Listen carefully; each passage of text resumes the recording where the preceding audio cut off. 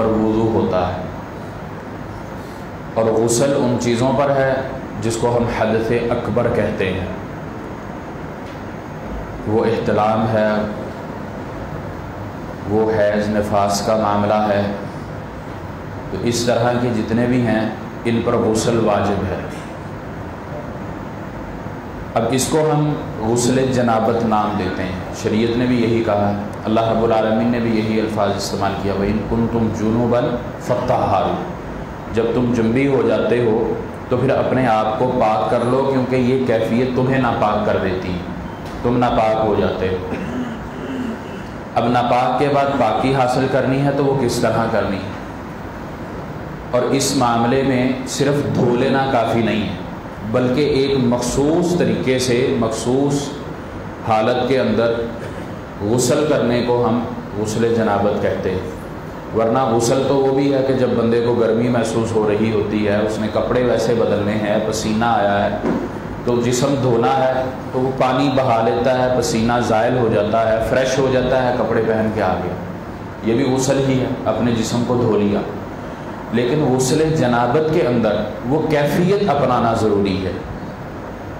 حدث اکبر کے بعد غسل کرنے کے لیے، اپنے آپ کو پاک کرنے کے لیے اس کیفیت کو اپنانا لازمی ہے۔ وہ کیفیت کیا ہے؟ نبی علیہ الصلوۃ والسلام نے جو غسل کیا، سیدہ عائشہ رضی اللہ تعالیٰ عنہ وہ غسل بیان کرتی ہیں کہ آپ علیہ الصلوۃ والسلام حدث اکبر پر، یا جب آپ جنبی ہوتے، یا جب آپ علیہ الصلوۃ والسلام خواتین اپنی بیویوں سے ہو کر آتے تو پھر آپ غسل کرتے، اور اس کا طریقہ یہ تھا کہ پہلے استنجا کیا جاتا، اگر نیند کی حالت میں بندے پر احتلام کی شکل میں، احتلام کی صورت میں اس کے اوپر حدث اکبر آ گیا ہے تو اس کو وہ جگہ دھونی ہے، کپڑا دھونا ہے، اگر وہ دھونا چاہتا ہے، بدلنے کی گنجائش نہیں ہے۔ اس میں سیدہ عائشہ کہتی ہیں نبی علیہ الصلوۃ والسلام کے کپڑے سے میں کھرچ دیا کرتی تھی ناخن کے ذریعے سے، اور آپ صلی اللہ علیہ وسلم اسی سے ہی پھر اسی میں ہی نماز پڑھنے کے لیے، نماز پڑھانے کے لیے تشریف لے جایا کرتے تھے۔ تو اگر اور کپڑے میسر نہیں ہے تو وہ اس جگہ کو دھو لے، اور غسل کے لیے استنجا کرے اچھے طریقے سے، جہاں اس کو ہے کہ یہاں ناپاکی کی حالت ہو گئی ہوگی، یہاں یہ چیز لگ گئی ہے، تو اس جگہ کو دھو لے، ارد گرد کو جگہ کو دھونے کے بعد عام طریقے سے جس طرح وضو کیا جاتا ہے وضو کرنا چاہیے۔ اور اس میں بسم اللہ کے بارے میں یہ ہے کہ آپ غسل کرنے کے لیے جب داخل ہوتے ہیں تو اس وقت پڑھ لیں، کیونکہ اس کے بعد کپڑے اتارنے ہیں بندے نے، وہ باتھ روم آج کل تو اٹیچ باتھ روم ہے ہمارے، پہلے یہ ہوتا تھا باتھ روم الگ تھا، غسل خانہ الگ تھا، نہانے کی جگہ الگ ہوتی تھی، قضائے حاجت کی جگہ الگ ہوتی تھی، اب ایک ہی ہے۔ تو وہ داخل ہونے سے پہلے بسم اللہ پڑھ لے، بسم اللہ پڑھ کے اس کے بعد یہ معاملہ شروع کرے، استنجا وغیرہ کرے، استنجا کرنے کے بعد جس طرح وضو کیا جاتا ہے اسی طرح وضو کرے، ہاتھ دھوئے، دایاں ہاتھ بایاں ہاتھ، اس کے بعد جب اس نے کلی کرنی ہے اور ناک میں پانی ڈالنا ہے تو وضو والی کیفیت سے ذرا زیادہ غلو کرنا ہے۔ اگر روزے کی حالت میں ہے، روزے کی حالت میں حیض نفاس والے کا تو روزہ نہیں ہوتا، روزے کی حالت میں مرد کو اپنی بیوی کے پاس جانے کا بھی منع ہے، حکم ہے کہ وہ نہ جائے، تو وہ بھی نہیں ہے۔ اب روزے کی حالت میں صرف ایک احتلام والا رہ جاتا ہے کہ نیند میں اس کو یہ معاملہ ہوا ہے تو اب اس نے غسل کرنا ہے، تو روزے کی حالت میں وہ ناک میں پانی ڈالتے ہوئے اور منہ میں کلی کرتے ہوئے غلو نہ کرے، کیونکہ روزے میں ہے۔ اگر روزہ نہیں ہے تو پھر غلو کرنا چاہیے، اچھے سے گلا بھی صاف کرنا چاہیے، دانت بھی صاف کرنے چاہیے، اور 3 مرتبہ میں۔ اسی طرح ناک میں پانی ڈالتے ہوئے وضو میں اگر ہم یہاں تک کرتے ہیں تو وہ ذرا اور آگے کر کے اس کو اچھے سے جھاڑنا چاہیے، صاف کرنا چاہیے۔ اس کے بعد اسی طریقے سے 3 دفعہ چہرہ دھونا ہے، 3 دفعہ بازو دھونے ہیں، اور 3 دفعہ پھر یہ مد جو ہم کہتے ہیں، یہ دونوں ہاتھوں کو ملا کے اس طرح پانی لے کر سر میں ڈالنا ہے، یہاں مسح نہیں ہے، وضو میں ہم مسح کرتے ہیں، سر میں پانی ڈالنا ہے اور جڑوں کو گیلا کرنا ہے، ہاتھ مارنا ہے اندر۔ خواتین کے اگر بال لمبے ہیں ان کو یہاں رعایت ہے، گنجائش ہے کہ وہ اپنے بالوں کی چٹیاں کر لیں، باندھ لیں، اور وہ جڑوں تک پانی پہنچا لیں، گیلے سارے بال بھلے وہ نہ کریں۔ نبی علیہ السلام نے یہ گنجائش خواتین کو دی ہے، لیکن بالوں کی جڑوں تک پانی کا جانا، سر کا گیلا ہونا ضروری ہے۔ تو 3 چلو پانی کے سر میں ڈالنے ہیں، اس کے بعد اپنے دائیں طرف پانی ڈالنا ہے، پھر بائیں طرف ڈالنا ہے اور جسم کو اچھے سے مسلنا ہے۔ غسل جنابت کے اندر اگر جسم کا کوئی حصہ خشک رہ گیا تو آپ کا غسل جنابت نہیں ہوا۔ اس کے بعد آپ جب اپنے پورے جسم کو مسل کے دھو لیتے ہیں، صابن لگانا نہ لگانا وہ کوئی غسل جنابت کا حصہ نہیں ہے۔ اگر آپ کو ضرورت ہے تو صابن استعمال کر لیں، اگر نہیں ہے تو اس کے بغیر ہی آپ اچھے سے مسل کے، مسلنا کیوں ہے کہ ہر جگہ پر جسم کے ہر حصے پر پانی پہنچ جائے، ہر جسم کا ہر بال گیلا ہو جائے۔ دائیں ڈالنا ہے پانی، پھر بائیں ڈالنا ہے جتنی ضرورت ہے۔ اس کے بعد جس جگہ پر آپ غسل کر رہے ہیں اس جگہ کو بدل کر اپنے پاؤں 3 دفعہ دھو لیں، اور اس دوران اگر آپ کا وضو نہیں ٹوٹا، اگر ہوا خارج نہیں ہوئی، پیشاب نہیں آیا اور اسی طرح شرمگاہ کو ہاتھ نہیں لگا تو آپ کا وضو برقرار ہے۔ باہر آئیں، وضو کی بعد کی دعا پڑھیں اور نماز آپ پڑھ سکتے ہیں، یہ آپ کا غسل جنابت ہو چکا ہے۔ اور اگر اس دورانیے میں ہوا وغیرہ خارج ہو گئی ہے تو غسل آپ کا پاؤں دھونے سے مکمل ہو جائے گا، لیکن آپ کو نماز پڑھنے کے لیے وضو بعد میں کرنا پڑے گا۔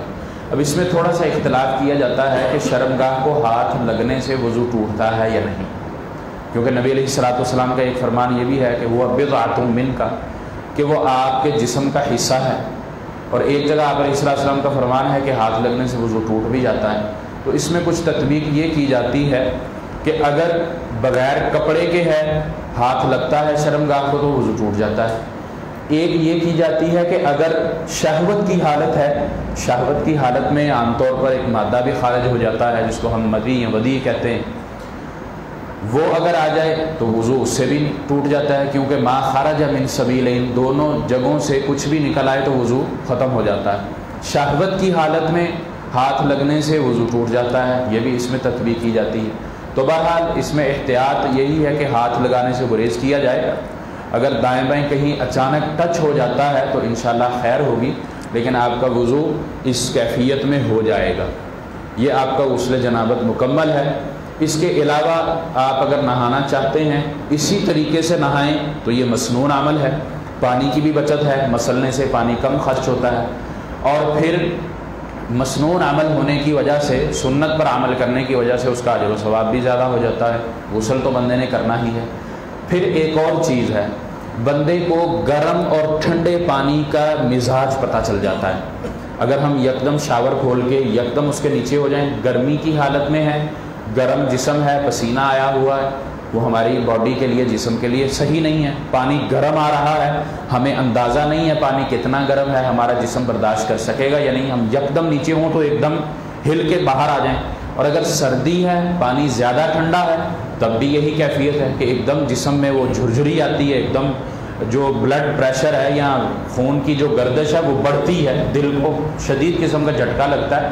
تو جب ہم سنت والے عمل پر غسل کریں گے تو اس چیز سے بھی بچ سکیں گے، اس کیفیت سے بھی بچ سکیں گے۔ یہ اس کی حکمت ہے۔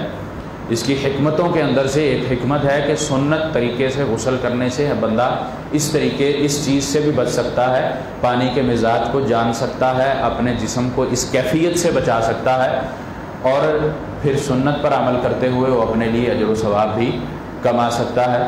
تو یہ ہمارا مختصر سا غسل جنابت جو آپ علیہ الصلوۃ والسلام نے ہمیں سکھلایا ہے، بتلایا ہے، یہاں پر مکمل ہو جاتا ہے۔ آپ کا غسل پاک کرنے والا، طہارت والا آپ کا غسل ہو چکا ہے۔ اللہ رب العالمین سے دعا ہے کہ اللہ تعالی ہمیں سنت پر عمل کرتے ہوئے اپنے معاملات کو چلانے کی توفیق عطا فرمائے۔ اور عام طور پر یہ چیزیں بیان نہیں ہوتی عام روٹین میں، اور ہمارے مسلمانوں میں اکثریت کو اس کا پتہ بھی نہیں ہوتا۔ بلکہ ایک مثال میں دینا چاہوں گا، اس طرح ایک جگہ غسل کا طریقہ بیان ہوا تھا تو ایک خاتون سے رکا آیا تھا، پرچی آئی تھی کہ یہ غسل جنابت کا جو طریقہ ابھی ہمیں بتایا جا رہا ہے ہمیں آج پتہ چلا ہے، اور میرے 4 بچے ہیں۔ یعنی کہ اس طریقے پر غسل نہیں کیا، عام روٹین میں بس میاں بیوی ملے اور نہا لیا تو وہ سمجھے ہم پاک ہو گئے ہیں، تو اس طرح پاکی نہیں ملتی، ہاں صفائی مل جاتی ہے۔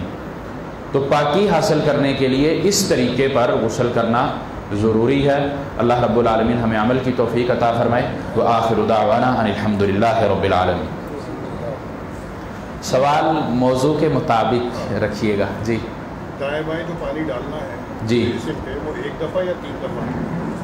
وہ حاجت کے مطابق ہے، اس میں تعداد کا تعین نہیں ہے. وضو میں تعداد کا تعین ہے. آپ تھوڑا پانی ڈالتے ہیں، مسلتے ہیں، اگر رہ جاتی ہے مثلا نیچے کا کوئی حصہ تو ادھر آپ مزید ڈال سکتے ہیں. برتن سے آسانی ہو جائے گی، ڈبہ مگھا کوئی اس طرح کی چیز، اس سے آسانی ہو جائے گی آپ کو. شاور کے نیچے شاور ہے، شاور سے پانی بھی زیادہ ضائع ہوتا ہے، تو شاور میں بھی یہی طریقہ اپنا لیں، پہلے دائیں پھر بائیں. بائیں طرف دل بھی ہوتا ہے تو اس کو بھی اثر پھر وہ مزاج سمجھ لیتا ہے تو جسم کو پتہ چل جاتا ہے.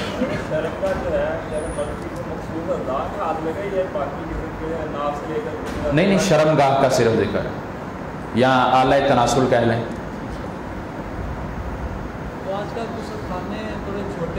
جی جی تھوڑی سی تو جگہ بن جاتی ہے، تھوڑا سا سائڈ پہ. پہلے زمانے میں کچی جگہ ہوتی تھی تو زمین پانی جذب بھی کر لیا کرتی تھی. آج تو خیر چھینٹے زیادہ اٹھتے ہیں، نیچے فرش ہے نا، پانی جب ہم گراتے ہیں تو چھینٹے بلند ہوتے ہیں، اور بعض دفعہ وہ چھینٹے بندے کے خود کے جسم پر ہی پڑتے ہیں. وہ صفائی حاصل کرنے کے لیے، طہارت کے لیے وہ نہا رہا ہے اور بعد میں وہ کام بھی ساتھ ساتھ ہو رہا ہے. تو تھوڑی سی گنجائش نکال لینی چاہیے سنت کے لیے. ٹھیک ہے جی، معاملہ واضح ہے انشاءاللہ. اللہ تعالی ہمیں عمل کی توفیق عطا فرمائے. وصلی اللہ وسلم علی نبینا محمد.